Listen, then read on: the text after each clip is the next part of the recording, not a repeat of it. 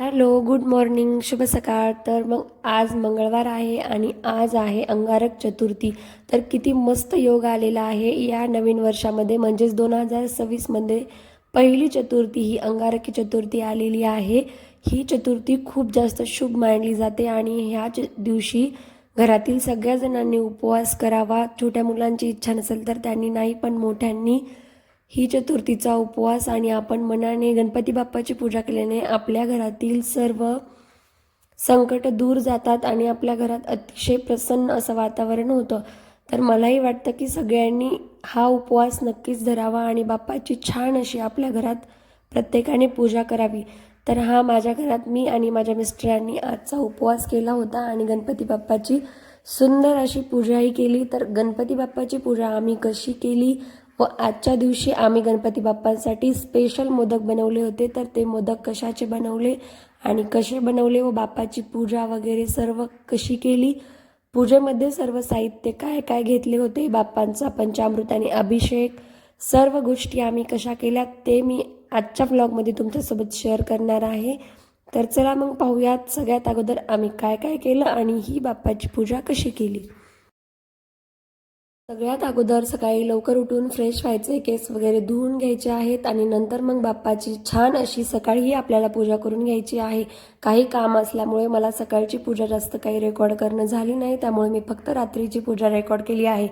रात्री 9च्या नंतरचा योग होता, कारण 9च्या नंतरच पूजा वगैरे करायची होती. म्हणून मी पण छान असं फुलांनी ताट थोडंसं डेकोर केलं आणि पंचामृत बनवून घेतलं. मी अगोदरच्या व्हिडिओमध्ये पण तुमच्यासोबत शेअर केलेलं आहे की पंचामृत कसं बनवायचं, तरीही मी तुम्हाला परत एकदा कळवते. तर पंचामृत बनवण्यासाठी आपण त्यामध्ये घ्यायचं आहे दही, दूध, तूप, साखर आणि मध. एवढं साहित्य आपल्याला पंचामृतमध्ये घ्यायचं आहे आणि छान सर्व मिक्स करून आपल्याला सगळ्यात अगोदर बाप्पाचा पाण्याने आणि नंतर परत पंचामृताने आणि परत पाण्याने असा बाप्पाचा छान अभिषेक करून घ्यायचा आहे. प्रत्येक चतुर्थीला आपण बाप्पाचा अशा पद्धतीने अभिषेक नक्कीच करावा. असं नाही की आज अंगारकी चतुर्थी आहे म्हणूनच आज, तर असं मुळीच नाही आहे. आपण प्रत्येक गणेश चतुर्थीला किंवा ज्याला खरंच वेळ आहे किंवा सगळ्या गोष्टी हँडल होतात अशांनी नक्कीच दररोजही बाप्पाचा अशा पद्धतीने अभिषेक करावा. पण घरात मुलांची कामे व आपल्याला बाकी सर्व कामे असतात, म्हणून ह्या गोष्टी दररोज करणं शक्य नाही आहे. नंतर छान असं बाप्पाचा पंचामृताने अभिषेक झाल्यानंतर मी बाप्पाला मस्त मंत्र म्हणून पाण्याने अभिषेक करत आहे. तर ही सर्व पूजा करता वेळेस आपण तोंडाने गणपती बाप्पाचे मंत्र किंवा फोनवर गणपती अथर्वशीर्ष लावून आपल्याला ही अंगारक चतुर्थीची पूजा करायची आहे. नंतर आपण जिथे पूजा करायची तिथली जागा स्वच्छ झाडून पुसून घ्यायची आहे. नंतर ज्या पाटावर पूजा करायची तो पाट तिथे स्थापन करून त्यावर एक छोटासा कुठलाही कपडा किंवा चुनरी टाईप आपल्याला अंथरून घ्यायची आहे. छोटा दुसरा रुमाल असला तरीही चालतो. तर अशा पद्धतीने मी थोडंसं गुलाबाच्या पाकळ्यांनी समोर डेकोरेट करून घेतलं आहे, तुम्ही पाहू शकतात. आणि नंतर मग थोडेसे तांदूळ आपल्याला जिथे गणपती बाप्पाची मूर्ती ठेवायची तिथं अगोदर खाली तांदूळ टाकून घ्यायचे आहेत आणि नंतर गणपती बाप्पांना स्थापन करून घ्यायचं आहे. आता आपण गणपती बाप्पांना छान हळदी कुंकुम वाहून घ्यायचं आहे. मी जसं तुम्हाला अगोदरही म्हटलं, तुम्ही हवं तर तोंडाने मंत्र किंवा जर तुम्हाला गणपती अथर्वशीर्ष पाठ असेल तर आपण गणपती अथर्वशीर्ष म्हणतही ही पूजा नक्कीच करू शकतो. तर अशा पद्धतीने गणपती बाप्पाला हळदी कुंकुम वाहून घेतलं आणि नंतर त्यावर थोड्याशा अक्षदा वाहून घेतल्या. अशा पद्धतीने मी बाप्पाची पूजा करायला घेतलेली आहे. आता आपण छान असं बाप्पांना फूल वाहून घेऊयात. लाल फूल असेल तर अगदी चांगलं आणि महत्त्वाचं म्हणजे गणपती बाप्पाला दुर्वा फार आवडतात, पण मी बाहेर न पडल्यामुळे दुर्वा नाही भेटल्या. अंगारक चतुर्थीला तर आपल्याला दुर्वा नक्कीच भेटल्या पाहिजेत, पण मला ते शक्य झालं नाही. जर तुम्हाला भेटत असतील तर 11, 21 किंवा 51 अशा दुर्वा तुम्ही बाप्पांना नक्कीच व्हावे. आणि जर नसतील तर तुमच्याकडे जे लाल कलरचं फूल आहे, गुलाबाचं फूल, जास्वंदाचं फूल, हे फूल वाहून तुम्ही बाप्पांना नक्कीच नमस्कार करू शकतात. तर अशा पद्धतीने माझ्याकडेही गुलाबाचं फूल होतं आणि ते फूल वाहून मी बाप्पांना नमस्कार करून घेतला. नंतर थोडीशी दुसरीही फुलं छान वाहून घेतली. तिथे छान असं थोडंफार डेकोरेट करून घेतलं. आता आपण बाकी गोष्टी करून घेऊयात, जसं की आपल्या घरामध्ये बाप्पांची पूजा करता वेळेस आपण कुठलंही फळ ठेवू शकतो. जर तुमच्याकडं ॲपल किंवा बाकी दुसरी कुठली काही फळे असतील, पेरू, संत्री वगैरे, हेही फळं आपण ह्या चतुर्थीला किंवा प्रत्येक चतुर्थीला नक्कीच ठेवू शकतो. आणि महत्त्वाचं म्हणजे गूळ खोबऱ्याचा नैवेद्य आजच्या दिवशीच म्हणजे चतुर्थीच्या दिवशी आपल्याला गणपती बाप्पांना ठेवायचा आहे. गूळ आणि खोबऱ्याचा नैवेद्य बाप्पांचा सगळ्यात फेवरेट नैवेद्य आहे. आणि नंतर आपल्याला तिथे थोडेसे अक्षदा टाकून त्यावर सुपारीला स्थानापन्न करून हळदी कुंकुम लावून घ्यायचं आहे. तर यामध्ये आपण बाकीची फळंही ठेवू शकतो, जसं की बदाम, खारीक, हळकुंड, या गोष्टीही आपण या पूजेला नक्कीच ठेवू शकतो. आणि नंतर बाप्पांना छान अशी फळे अर्पण करून घेऊयात.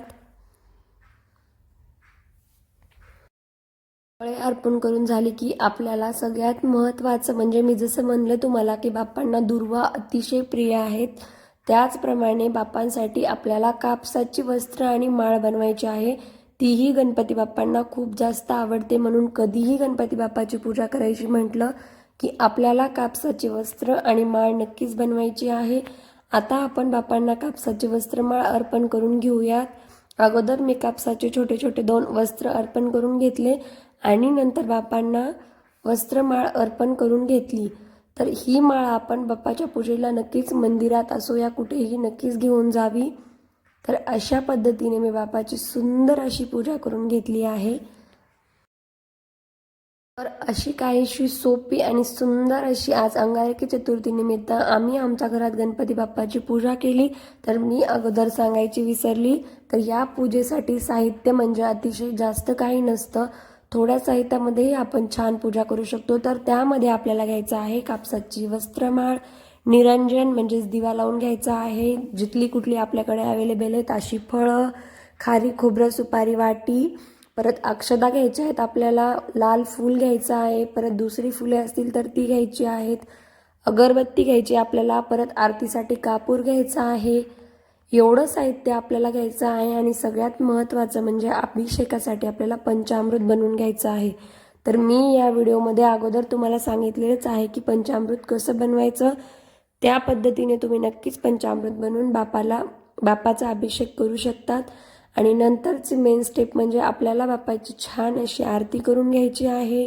नंतर कापूरनेही बाप्पाची आरती करायची आहे. घरातील सगळ्यांनी आरतीला उपस्थित राहावे. आणि नंतरचा मेन पार्ट म्हणजे नैवेद्य.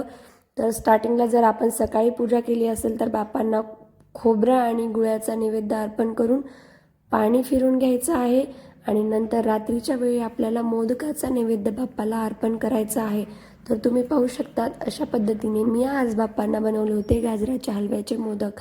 म्हणजे आपल्या गव्हाच्या पिठामध्ये गाजराचा हलवा टाकून त्याचे सुंदर असे उकडीचे 21 मोदक मी आज बाप्पाला बनवले होते. तर असं होतं आजचं माझं. आणि तुमच्यासोबत तर मी अगोदर शेअर केलंच आहे की माझं आवडतं पूजेमध्ये काय असतं ते म्हणजे धूप देणे. तर नंतर मी सगळीकडे देवाला आणि गणपती बाप्पांना छान अशी धूप दिली. सगळ्या घरामध्ये मस्त असा धूप दिला. आणि अशा पद्धतीने आम्ही घरातील सगळ्या जणांनी बाप्पांना नमस्कार करून व त्यांना मोदकाचा नैवेद्य दाखवून बाप्पाची पूजा संपन्न केली. तर अशी होती आजची अंगारकी चतुर्थीची पूजा. तर कशी वाटली माझी पूजा कमेंट करून नक्की कळवा. आवडली असेल तर लाईक, कमेंट, शेअर आणि माझ्या चॅनलला सबस्क्राईब करायला विसरू नका. आणखी भेटूयात आपण अशाच नवनवीन व्हिडिओसोबत.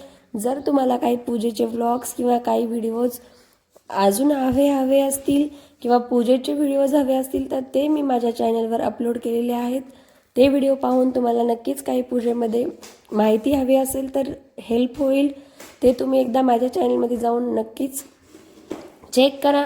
आणखी भेटूयात नवीन व्हिडिओसोबत. तोपर्यंत बाय.